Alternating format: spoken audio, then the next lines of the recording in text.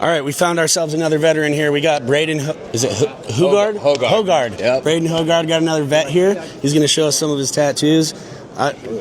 What's the most interesting one you have? Most interesting one I have.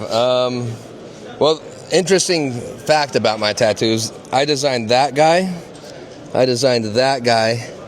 And I designed this guy right here. If I can get it up to the Vexavir, up here.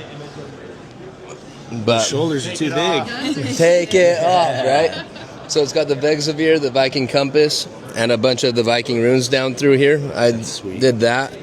The Viking shield with the axes behind it, and then the 2 arrows. That's the day my grandpa died. So me and him were really close. And then I had a guy do the flag around the rest of it, kind of a tattered flag through the rest of it. So I designed this piece, that piece, and this piece myself. Nice. So I like designing my own tattoos a lot, actually. Yeah.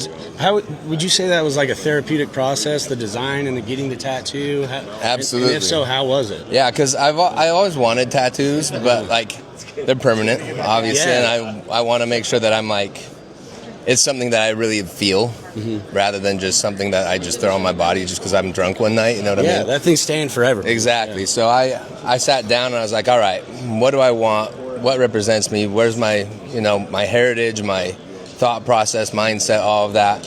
And so I started getting into the Viking stuff because my family's from the area, like descended from Vikings, and I've always loved the Viking mindset. Yeah. And so I just started drawing and doodling and stuff, and then kind of came to okay, this is what I want. This is how I want to have it. And then I want the flag somewhere in there, obviously. America. But so I went to a few of my buddies and got the first few done. Nice. And then found a guy that did a lot of good freehand work, and he freehanded the flag around all of it, and that's how it ended up. So, but it definitely helped me just kind of process and go through everything and think about how I see my life, what I want it to be, and like my ethos. What's important to you? Exactly. Yeah. So, do you have any ideas for future tattoos? So I actually really want to do. I grew up in Utah, where my grandpa had a farm and did some ranching and stuff.